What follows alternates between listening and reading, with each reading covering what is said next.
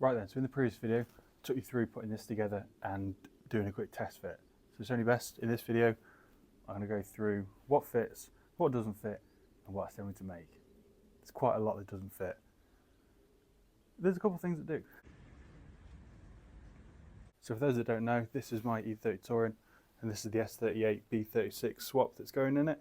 So this is from an E34 M5, an absolutely iconic engine and car.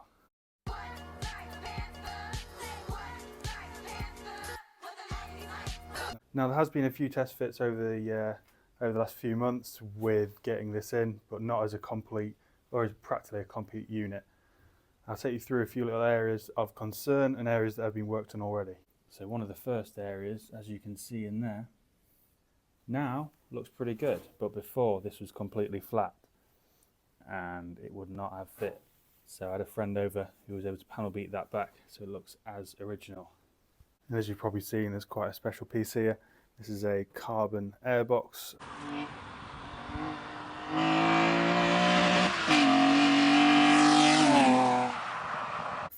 Specific to the E34 M5. So it was unknown whether it will fit or not, being told it didn't. And they are correct in a sense, because as you can see there, it doesn't. However, that shouldn't be too much of an issue. I'll be able to kind of work this piece here inwards, and then the cover that goes over, we can make that work. And the initial issue is that the cover that goes over here is actually convex due to the fan housing. So that'll all need shaping to make sure that works. I may have mentioned it before, but this colour scheme here is inspired by the M88 from the M1 Pro car.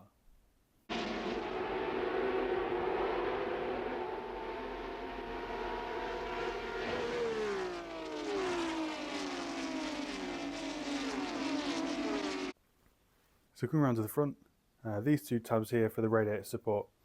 So in a previous video I've made this removable, and at the moment it's with the fabricators. They are custom making a radiator sit inside of the support rather than on the inside. And then coupled with that, this is from a previous S38 from the E28 M5. It's a different cooling system. It just runs a nice easy pipe across here rather than the two go across with housing that's here, because it sticks out too far, which means it's going to hit the front. However, I'm not happy with that clearance there. They're just on this one little pipe here, so what I'm thinking is either cutting the port off, rewelding it on an angle, or getting a piece of curved pipe. It's all held on by pipe, so it is loose, so you want to have at least probably 10 millimeters clearance there. Keeping on the theme of cooling, normally the reservoir will sit around here. As you can see, no room. However, I did remove the battery tray, so normally there's a big tray there, but I removed all that and flattened it all off so it looks like it's never been there. So I had a friend over to 3D scan this. Actually, I'll just add this in.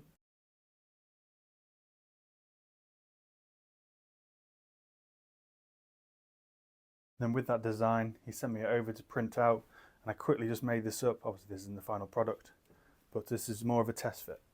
And then this unit will sit somewhere around there, above the height of the engine, with a port that goes to the back of this rail here.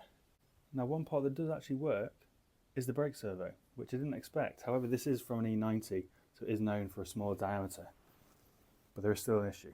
So with this reservoir from a BMW 2002, unfortunately it does still hit, so this will need to be relocated, which isn't as much of an issue. I can just make a little bracket off there. However, then we come into the next problem. Usually the power steering reservoir would sit here. Obviously I can't do that now, but that's simple enough. I'll just be able to move that down and out of the way down there and still have the reservoir up top.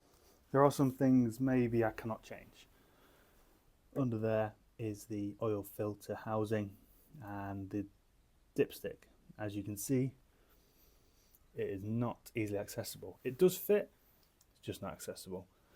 I might be able to bend this dip tube here just outwards, at least then I can check the oil regularly. The oil filter is not too bad, just have to remove the airbox. Now working way underneath the car, the block sits very low, very close to the steering rack. This is due to the height of the engine. If the engine is too high, obviously you can't close the bonnet.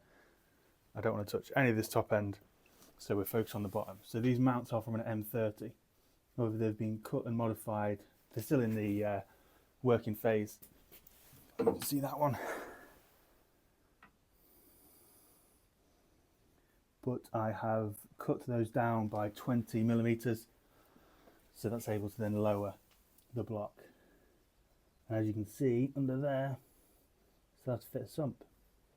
And with the sump here, the standard bowl is too deep here. So this is where the subframe steering rack is. So what you have to do is cut this away and flatten it, just like they did on the Hartka cars. But by lowering the engine downwards, this is going to make this easier to hit. It's going to be a lot further down. So what I've seen before is they'll cut a section off and you'll add it either side to shorten and then widen it, keep the same amount of oil capacity. Now I'm yet to fit the steering shaft with the UJ. I've gone for the coarser modification there, but as you can see with the exhaust, I need to be getting 2.5 inch pipes through that gap. I have, if I can get a closer view, I have actually cut away the footwell just there, and what that does is gives you a bit more room to get the exhaust through. So yeah, that is a pretty long list. However, it's not something that I can't do. I'm going to work my way through every little bit, make sure the front end all fits, make sure it clears the support that goes over the front, get some clearances sorted, get the header tank made. My friend is going to come pick this car up quite soon, and we're going to get the sump and the exhaust to work. So I have a full Super Sprint rear section from the manifolds.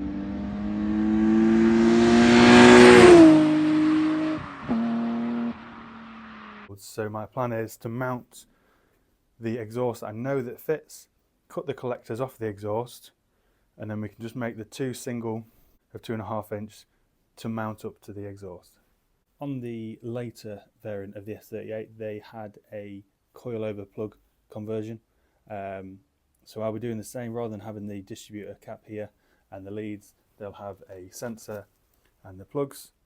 This will help with the tuning. Obviously I'm going to go standalone. A big carbon airbox with no MAF. It's going to have cams, it's got higher compression ratio pistons, it'll have a different exhaust system, a few other little things, so it all will need setting up properly. And the wiring for that is still to be decided.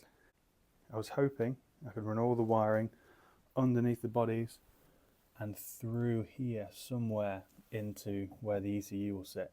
I don't want anything here due to the heat. So somewhere around there, as you can see, it's crazy tight. There's a lot of space here and there is a bit of room underneath. I have looked before.